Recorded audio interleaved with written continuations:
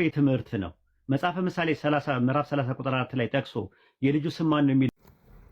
ሰላም አለይኩም ወራህመቱላህ። እቺ መልእክት ለፈለገና በፈለገ አይነት ጥያቄ ለተያዙ ወገኖቻችን እንድትደርስ ማድረግ የሚገባችሁን አድርጉ።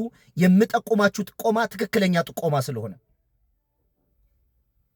በአንድ አምላክ ዙሪያ ልባችሁ አምኖ አእምሯችሁና ምላሳችሁ ግን አልቀበል ያላችሁ ወይም የልባችሁን ሐሳብ ተቀብላችሁ እንዳትመሰክሩ እንቅፋት የሆነባችሁ ወገኖቻችን ኡስታዝ ዋሂድን አግኙት። ብትፈልጉ በአደባባይ ብትፈልጉ በውስጥ መስመር አግኙት። በተለይ እዚህ እስልምና ላይ ንጽጽር የሚሰሩ እኔ በግሌ እኔ የሚሆነውን ነው የምነግራችሁ። ኢብራሂም፣ አነስ፣ ሳልህ አሉ ሌሎች ወንድሞችም እኔ በግል ያገዙኝና ያረዱኝን ነው የምነግራችሁ። እና ማግኘት አለባችሁ። ለዚች ለሽግግር ወቅት 100% አቅማቸውን ጉልበታቸውን ጊዜያቸውን ሰጥተው ነው የሚያወሯችሁ። በደንብ ነው የሚያቀሉላችሁ ነገሩን። እና ፈለገ አድናቂ የነበረ ቲክቶክ ላይ ተጠፋፋን። ምሰራቸውን ቪዲዮዎች ዲዩት ያደርግ ነበረ፣ ሐሳብ ይሰጥ ነበረ፣ ላይክ ሼር ያደርግ ነበር፣ ሪፖስት ያደርግ ነበረ። በጣም አድናቂ የነበረ በቲክቶክም እናወራ ነበር። ላይቭ ላይም 1-2 ጊዜ አውርተናል። አሁን እንግዲህ እስልምናን ከተቀበልኩ በኋላ ጋፑ የተፈጠረው በዛ ነው። ደንግጫለሁ። እኔ ራሱ በዚህ አይነት ሁኔታ ፈለገ ይገለጣል ብዬ አስቤውም አልሜውም አላቅም። ለነገሩ ለምን ይገርመኛል? ተድላ እስልምናን ከተቀበለ ተድላ አንድ አምላክ የሚለውን ፕሪንሲፕል ካመነ ማንም ሰው በዚህ ጉዳይ ላይ የማውራትና የመስማት ፍላጎት አይኖረውም ብዬ አላስብም።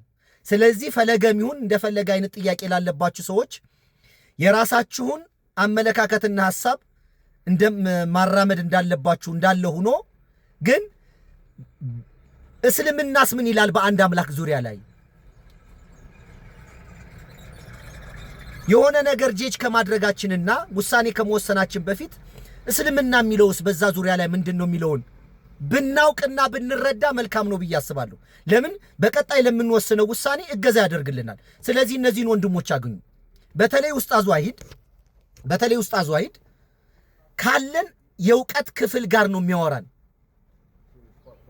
መጀመሪያ እኛ ያለን የእውቀት ደረጃ፣ አመለካከታችን፣ ሐሳባችን ነገሩ እንዴት እንደምንረዳው ካወቀ በኋላ ነው ከኛ ጋር የሚመጥን ንግግርና እውቀት የሚሰጠን። ስለዚህ ፈለገ ትክክለኛ ሰው እጅ ላይ ወድቀሃል፣ አያስገድድህም ስለም ብሎ እውነትና እውቀት ነው የሚያወራ። ገና ለገና ከሱ ጋር ማውራት ሰለመ ይሉኛል ብለህ ፍርሃት ካደረብህ ራስህ ነው የምትጎዳው። ግን ጊዜው ውሰድና ማንኛውንም ጥያቄ በፈለግከው አይነት መንገድና ሰዓት እድል እንዳገኘህ ጠይቀው፣ ያግዛሃል ብዬ ተስፋ አደርጋለሁ። እሱን ካጣህ ኢብራሂም የሚባል ልጅ አለ፣ ላይቭ ሲገባ አውራው፣ በግል ያወራሃል፣ ያግዙሃል። አነስም እንደዛው ነው፣ ሳልህም እንደዛ ነው። ስለዚህ ለዚች የሽግግር ወቅት ትክክለኛ ቦታና ጊዜ ሰዎች አግኝተሃል ብዬ አስባለሁኝ።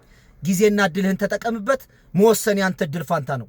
አሰላሙ አለይኩም ወራህመቱላሂ ወበረካቱ። መልካም ቀን።